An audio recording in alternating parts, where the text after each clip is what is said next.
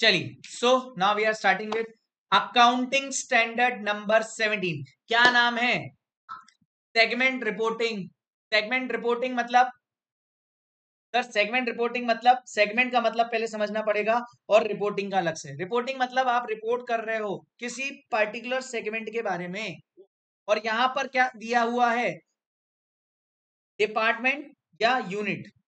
Segment का मतलब क्या होता है? या तो कोई डिपार्टमेंट या unit of the entity.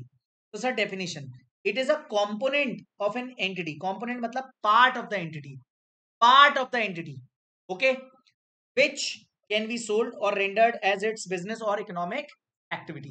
Done. Sir component का मतलब, कंपोनेंट चार तरीके से डिफाइंड हो सकता है। यहाँ पे कंपोनेंट आपका अलग अलग हो सकता है भाई। प्रोडक्शन लाइन में अलग से आपने कुछ डाल के रखा है, group of products, service line, group of services, yes no. Example के लिए आईटीसी आपको वो भी देती है फूकने के लिए, प्लस स्टेशनरी, क्लासमेट, हाँ, यस और नो, याद आ रहा है कि नहीं? HUL, बहुत सारे प्रोडक्ट्स हैं। आपका फेवरेट पतंजलि, याद है अपने लेक्चर में अपन ने डिस्कस किया था पतंजलि। हाँ, तो can I say there will be segments, lot of segments, they are the components of the entity which can be sold or rendered as its business activity। हाँ, सेपरेट एक बिजनेस चल रहा है बेसिकली लेमन भाषा में। Sir types of segment कितने होते हैं? Sir geographical business. Sir geographical मतलब आउटसाइड इंडिया भी है, सेपरेट बिजनेस लाइन है, जो प्रोडक्ट सिर्फ आउटसाइड इंडिया ही बिक रहा है, graphical segment. Business segment which, तो बिजनेस सेगमेंट के लिए क्या गिवन है?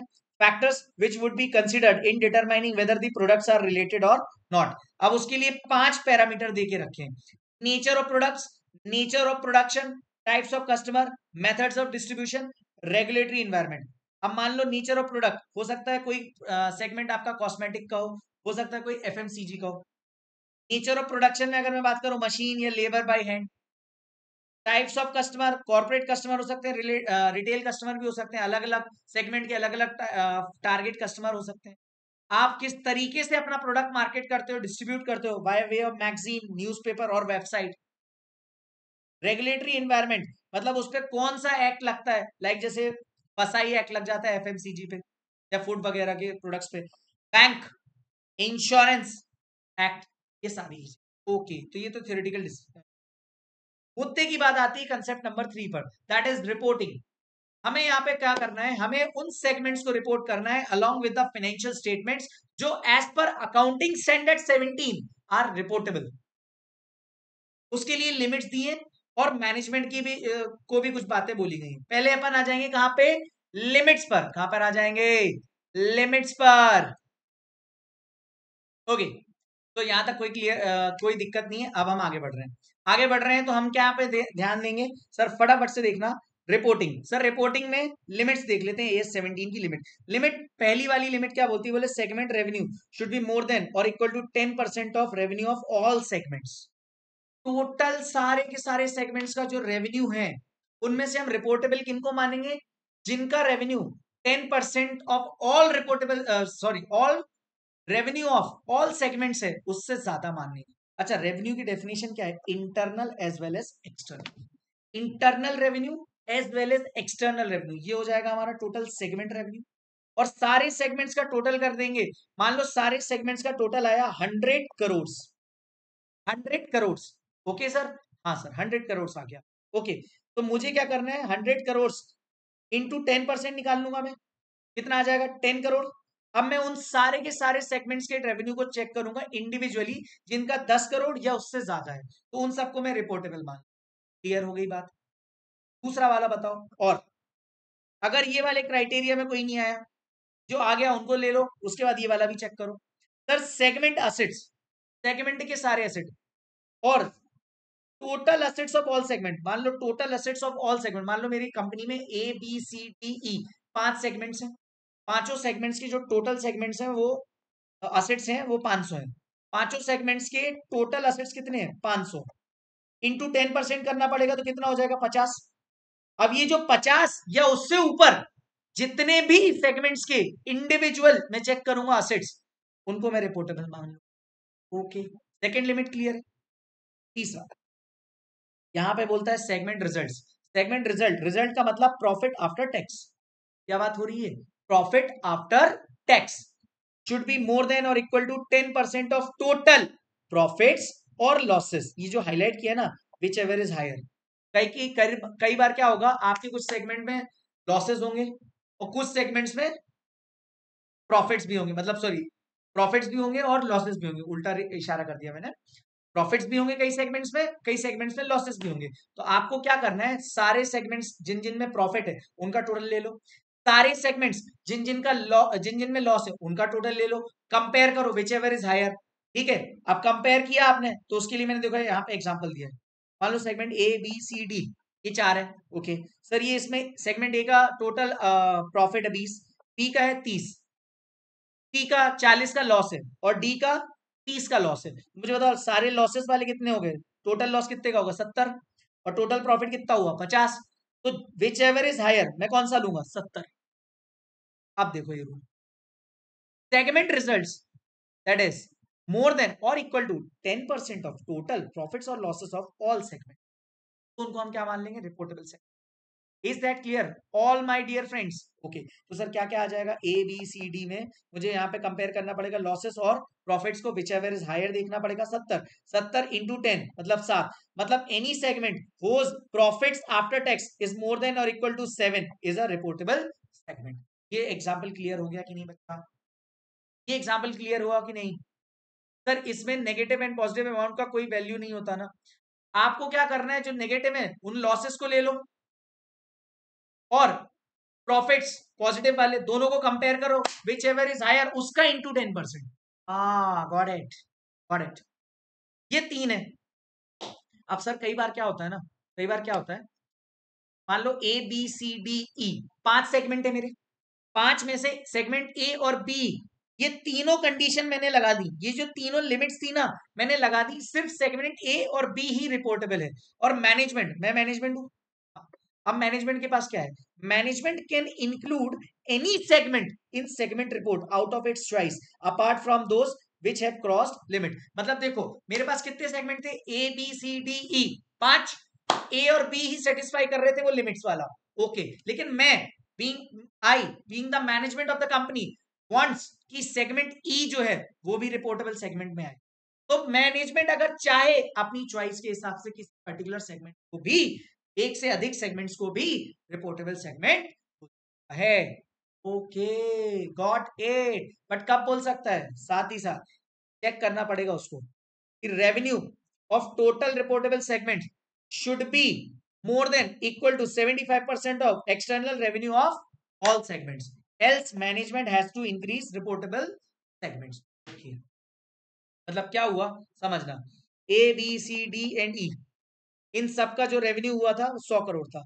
लिमिट्स के हिसाब से मुझे बताऊं, लिमिट के हिसाब से रिपोर्टेबल सेगमेंट थे सेगमेंट ए और बी। मैनेजमेंट चाहता था डी भी रिपोर्टेबल सेगमेंट हो जाए, तो 3 हमारे रिपोर्टेबल सेगमेंट तैयार हो गए, ए बी एंड डी। ठीक है, ए बी एंड डी हो गया। अब ये ए बी डी के रेवेन्यू कितने हैं एक्सटर्नल वाले, 80 या 70, और जो नॉन रिपोर्टेड और जो टोटल रेवेन्यू है इन सब का एक्सटर्नल वाला उसको कंपेयर करो और उसमें चेक करो कि 75% ये तीनों का हो रहा है क्या। अगर हो रहा है तो कोई दिक्कत नहीं, अगर हो रहा है तो कोई दिक्कत नहीं, अदरवाइज आपको वापस से एक आध मैनेजमेंट को क्या बोलेगा एस कि एक आध दो और ऐड कर दो। सर एक्सटर्नली क्यों, ये बोला हुआ है एस, ये बोला हुआ है एस। सर 75% वाली कंडीशन लगेगी, हाँ लगेगी। एक बार वापस से इसको देख लीजिए, पहले ये दोनों पॉइंट्स रीड कीजिए, फटाफट से रीड कीजिए। चलो रीड कर लिया आपने, डन। ओके, अब ध्यान समझना, वापस से 3 लिमिट्स हैं, हाँ 3 लिमिट्स के हिसाब से सेगमेंट ए और बी रिपोर्टेबल है। मैनेजमेंट ने बोला सेगमेंट डी को भी रिपोर्ट करो, ओके 3 हो गए रिपोर्टेबल। अब टोटल कितने थे, A B C D E, A B C D E पांचों का एक्सटर्नल रेवेन्यू देखो, और अगर एक्सटर्नल रेवेन्यू नहीं है तो आप रेवेन्यू देखोगे, कंपेयर करो with A B and D जो रिपोर्टेबल है, क्या वो 75% या उससे ज्यादा है, तो वेल गुड। अगर नहीं है तो फिर मैनेजमेंट की रिस्पॉन्सिबिलिटी है to increase 1 or 2 more reportable segments. Okay sir, एक और बात, अगर लिमिट्स के हिसाब से पांचों ही रिपोर्टेबल निकल जाते तो हम ये सब लगाते ही नहीं। हाँ, got it, is that clear? हाँ, डन। हाँ, ओके सर, दो लिमिट से segment A and B reportable आ रही हैं और थर्ड पॉइंट से सेगमेंट सी भी रिपोर्टेबल आ रहा है, तो कंक्लूजन में तीनों रिपोर्टेबल होंगे। बिल्कुल correct Mohit, yes you are on the right track. I hope this concludes your hashtag number 3, that is concept number 3, reportable segment के बारे में पूरी इंफॉर्मेशन क्लियर होगी। अब आ जाते हैं, थोड़ी सी छुटपुट बातें और रह गई हैं। सर रिपोर्टेबल सेगमेंट तो है, ओए इधर इधर इधर इधर इधर इधर इधर, रिपोर्टेबल सेगमेंट तो है। हाँ, रिपोर्टेबल सेगमेंट कौन कौन है? ए बी एंड डी अपन मान लेते हैं। तो उन सेगमेंट्स की क्या क्या बातें रिपोर्ट करनी है अपने को along with the financial statement? तो सर 7 बातें, 7 डिस्क्लोजर्स देने हैं हमें हर सेगमेंट के। सर उस सेगमेंट का रेवेन्यू बता दो, सर उस सेगमेंट की एसेट बता दो, सर उस सेगमेंट की लायबिलिटीज बता दो, सर उस सेगमेंट के रिजल्ट्स बता दो, सर उस सेगमेंट के डेप्रिसिएशन बता दो, सर सेगमेंट का capital expenditure during the year बता दो, और सर सेगमेंट के कोई नॉन कैश आइटम है तो वो। हाँ, तो A B C D E F G, total 7 things you need to report. What? Revenue, asset, liability, result, depreciation, capital expenditure and non-cash item. Is that clear? Done, done and done. Okay, okay, ये बात हो गई। हाँ कृष्णा, वापस से देख लेना आप तो, है ना, ऑलरेडी डन। इसके बाद लास्ट बात है एएस की, that is segment report. Segment report में क्या बोला गया है कि सर बिजनेस सेगमेंट अगर प्राइमरी है, देखो आपके दो सेगमेंट हो गए ना, या तो बिजनेस, एक तो बिजनेस सेगमेंट है और एक ज्योग्राफिकल सेगमेंट है। आपका अगर बिजनेस सेगमेंट आपने मैनेजमेंट ने प्राइमरी रख के रखा है, कौन सा? बिजनेस सेगमेंट, तो आपका ज्योग्राफिकल सेगमेंट क्या हो जाएगा? सेकेंडरी हो जाएगा। ओके, और अगर एंड वाइस वर्सा, अगर आपने ज्योग्राफिकल सेगमेंट को प्राइमरी रखा है तो बिजनेस सेगमेंट कौन सा हो जाएगा? सेकेंडरी। ओके, अच्छा, also disclose segments if it crosses limits. अच्छा, तो सारे के सारे सेगमेंट के डिटेल्स भी देना पड़ेंगे अगर वो डिटेल्स क्रॉस करते हैं। यस यस, यस और no? Done. Okay sir, if both segments are primary then disclose matrix report consisting of both kind of segment. मतलब अगर एंटिटी ने क्या सोच के रखा है, मेरे लिए तो दोनों के दोनों क्या है? प्राइमरी है, तो उसमें क्या रहेगा? उसमें क्या रहेगा? फिर तो आपको क्या करना पड़ेगा, एक मैट्रिक्स रिपोर्ट बनानी पड़ेगी जिसमें दोनों की सेगमेंट डिटेल्स आ जाए। इज दैट क्लियर बच्चों? ओके, तो इसमें क्वेश्चंस तो मैंने आपको सारे करा के रखे हैं, सारी के सारे एग्जाम्पल के साथ ही मैंने रिपोर्टिंग के क्वेश्चन आपको बता दिए। तो इस एएस में रिवीजन के लिए इतना मोर देन एनफ है। Wish you all the best for as 17। Okay, now I hope यहां तक सारी बातें क्लियर हो गई। Done, done with as 17। Sir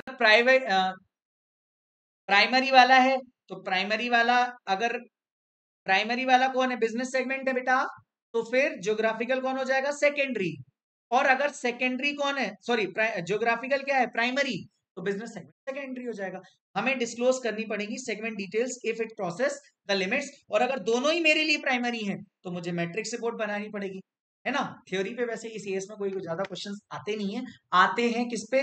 limits पे और रिपोर्टिंग पे। डन। एमसीक्यू भी आ सकता है इस पे, अब तो इस पे डिस्क्रिप्टिव कम आएंगे बट एमसीक्यू जरूर आएगा। आई होप यहां तक क्लियर है। Done done done done. Okay, so that's it for AS 17.